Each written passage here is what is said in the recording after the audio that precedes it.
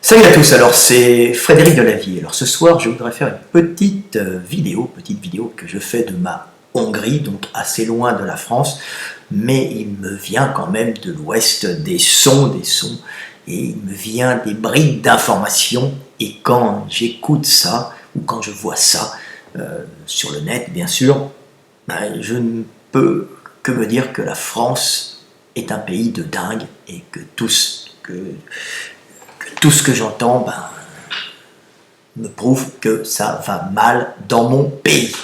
Donc, je vais commenter un peu l'actualité, ce qui m'arrive, parce que je suis un peu éloigné, je vais bientôt revenir en France, mais ce que j'entends me fait un peu de peine. Alors j'essaye de prendre du recul, mais on est vraiment chez les fous. Alors, premier truc que je vois là, c'est sur vos informations, c'est l'ouverture d'une salle de shoot dans le 10e arrondissement de Paris. Alors, ça pourrait ne pas être bien grave si on était un pays très riche et si on ne fermait pas des hôpitaux. Mais là, actuellement, en France, on est en train de supprimer 22 000 postes dans les hôpitaux français d'ici fin 2017, il faut le savoir. Donc on supprime 22 000 postes, on ferme des hôpitaux, mais on ouvre une salle de shoot. Alors, une salle de shoot, c'est peut-être pas grand-chose, mais c'est une insulte pour tous les postes qui vont être fermés, pour tous les gens qui ne vont pas être soignés. Il faut savoir que le fait de centraliser tous les hôpitaux, tous les services hospitaliers dans quelques grands hôpitaux en fermant les petits hôpitaux de ville, pour des raisons économiques, ça fait mourir plusieurs milliers de personnes en France qui ne peuvent pas accéder rapidement aux urgences. Mais paradoxalement, on ouvre des salles de shoot pour les gens. Donc on est chez les fous. Il y a par exemple à côté de mon ancien quartier à Paris, dans le 14e, un hôpital pour enfants qui a été fermé, vous comprenez? Mais par contre, on ouvre une salle de shoot, et je crois qu'il y en aura une autre à Strasbourg. C'est pas grand-chose, mais c'est de la folie. Quand on ferme des hôpitaux, quand on supprime 22 000 postes, on n'ouvre pas de salle de shoot, tout simplement. On va plutôt économiser et on va plutôt essayer de conserver un bloc opératoire pour les gens qui arriveront en urgence. Par exemple, comme dans la ville de Nemours, où le service d'opération d'urgence a été fermé pour être mis à Melun, ce qui fait que plusieurs personnes sont mortes, car sur le transport, ils n'ont pas réussi à survivre, car le fait d'être transporté à un endroit plus éloigné augmente les chances de mourir pendant le transport à cause du temps, et du temps va être le temps pendant lequel on ne sera pas opéré. C'est tout simple. Donc on est chez les fous.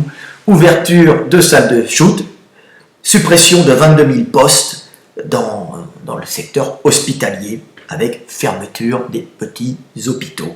Voilà ce que j'avais à dire. Alors, il y a encore quelques informations qui me viennent aux oreilles. Il y a par exemple Hollande qui a fait des remarques sur la Syrie et qu'il fallait, par rapport à Poutine, par rapport à la Russie, qu'il fallait que Poutine fasse attention à ce qu'il fait en Syrie, qu'il tuait des gens, qu'il bombardait des gens, et j'ai même entendu, alors c'était pas lui, mais je ne sais plus, au niveau du gouvernement français, je ne sais pas qui a dit qu'il fallait poursuivre Poutine pour crimes de guerre, tout comme ça. Donc on est dans le délire.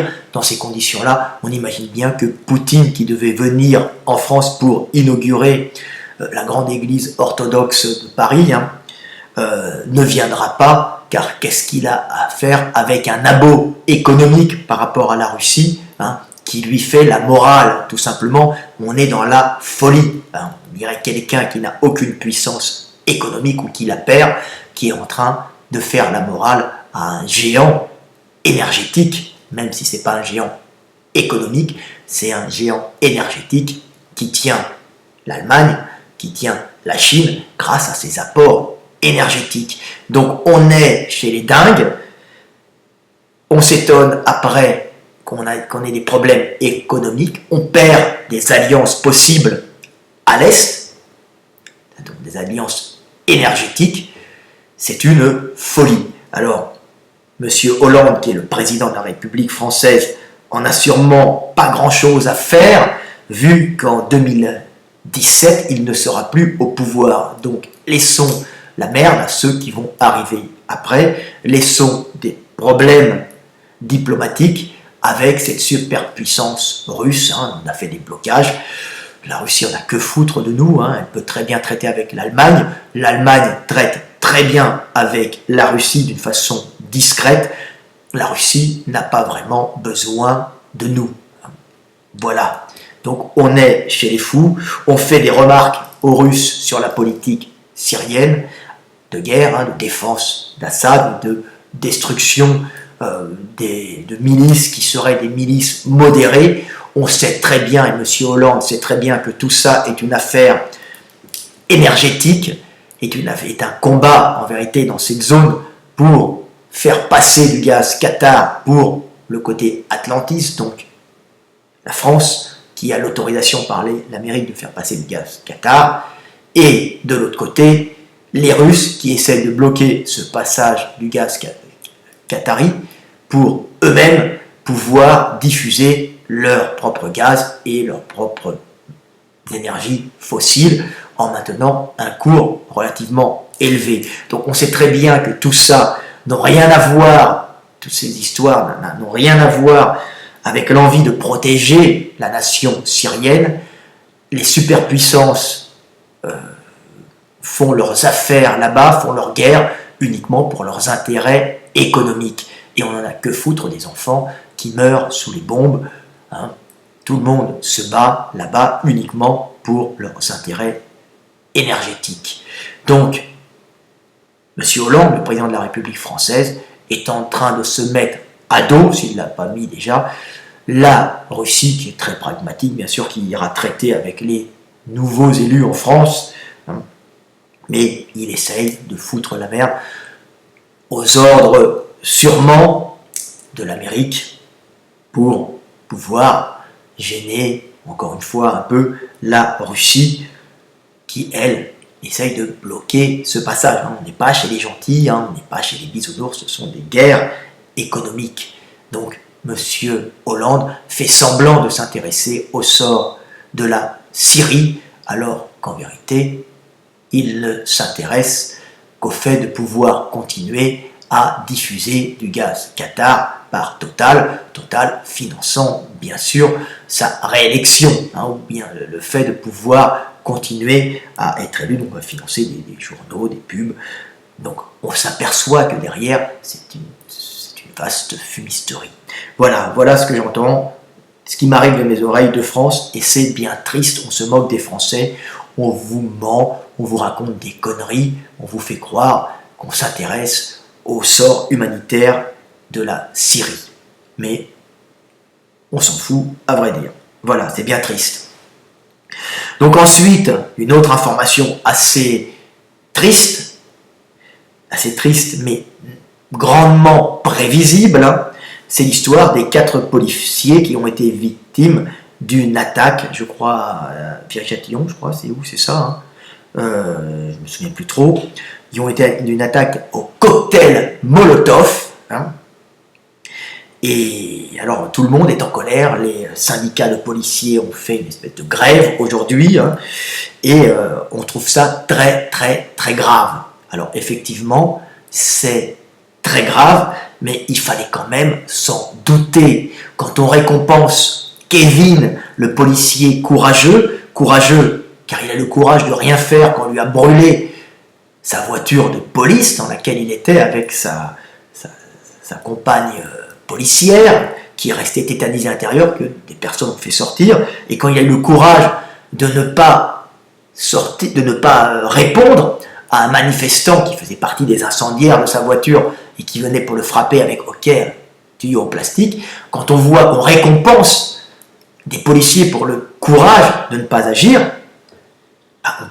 on ne va pas s'étonner que des voyous puissent agir après sans peur d'être punis en brûlant des voitures de police avec les gens dedans. Donc c'est un peu une honte, c'était prévisible. Hein. On brûle une voiture de police devant tout le monde, on médaille le policier pour n'avoir pas répondu. Ben c'est évident que les agresseurs des policiers vont se dire que les 4 policiers qu'ils ont agressés ne vont pas répondre, car s'ils ne répondent pas, ils auront une médaille. Donc on est chez les dingues. Donc les policiers ont été brûlés, c'est des actes barbares, c'est des criminels, c'est des gens qui ont essayé de tuer par le feu des gardiens de la paix. Donc on est dans la folie furieuse. Les policiers dans la voiture, il y en a un qui a été grièvement blessé, les autres plus légèrement. Il y en a un qui est entre la vie et la mort, hein. Donc on est dans du meurtre d'une façon horrible. Ben, ces policiers n'ont pas riposté non plus. Normalement, la moindre des choses, c'est de tirer sur les gens qui essayent de faire mourir par le feu des individus. On devrait être dans un état où on élimine les gens dangereux. Voilà ce que je pense. Donc il fallait s'en douter. Kevin n'est pas responsable, mais le fait de médailler quelqu'un qui n'a pas agi, on n'aurait pas dû avoir de blâme non plus, mais le fait de médailler quelqu'un qui n'a pas agi, ben, conforte la police dans le fait qu'elle n'a pas à agir. Elle a même peur d'agir, car si elle agit, elle va être poursuivie. Donc on est dans la folie furieuse.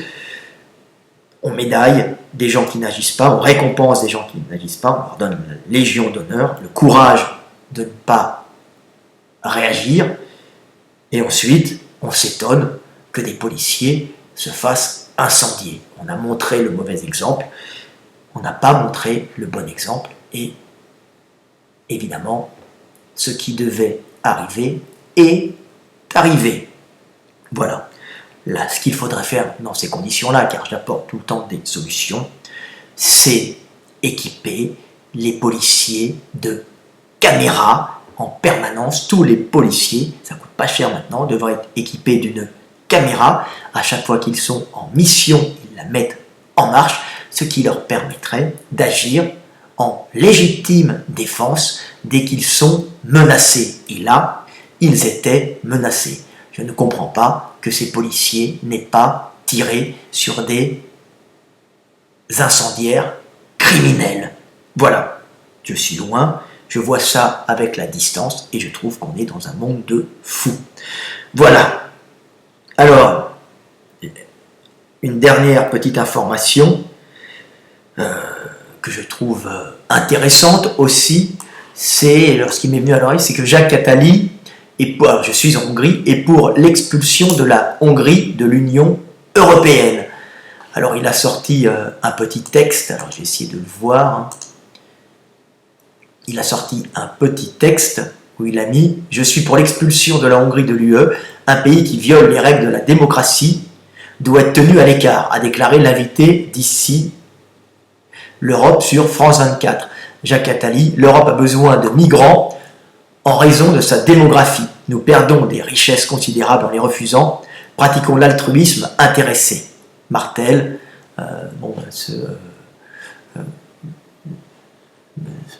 Martel, c'était dans l'article. Donc voilà. Donc Jacques Attali est pour que la Hongrie et pour l'expulsion de la Hongrie de l'Union européenne. Simplement, il faudrait quand même expliquer à Jacques Attali qu'il ne pèse pas lourd à côté de toutes les usines hongroises qui produisent pour le monstre économique allemand. Et je dis, il faut revenir sur Terre, mon petit Jacques. La calorie, c'est la calorie.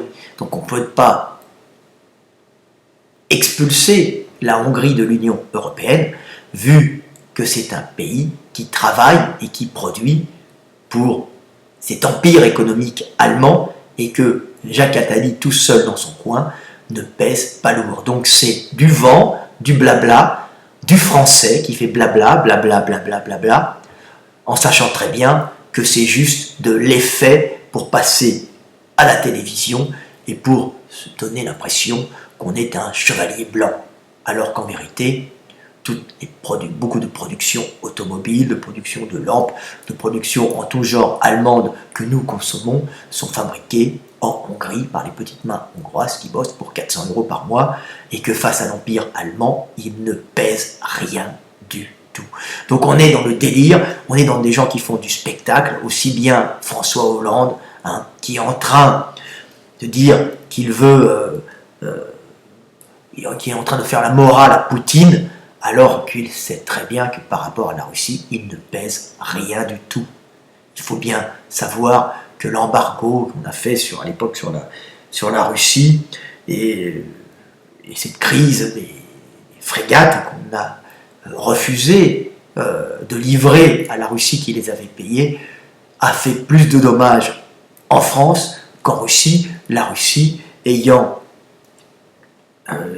choisi la production agricole marocaine au lieu de la production française pour les légumes, clouant des petits agriculteurs français qui ne pouvaient plus diffuser en Russie. Donc on paye l'asservissement de notre gouvernement à l'Empire américain, qui n'est ni méchant ni mauvais, mais qui joue dans la guerre économique pour que la Russie soit affaiblie, pour que l'Empire américain, lui, puisse avoir encore un peu d'influence sur la Chine et sur le monde et sur d'autres pays pour pouvoir en douceur faire sa réindustrialisation. Voilà. Voilà ce que j'avais à dire. On est dans la vaste fumisterie, on est dans le théâtre, on n'est pas dans la réalité en France, on ne fait que des conneries. Voilà.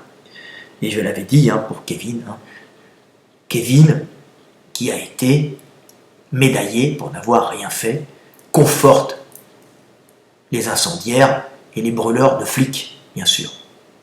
Allez, c'était Fred Delavier, à bientôt, petit bonjour, petit bonsoir de Hongrie, bonsoir à tous mes amis français,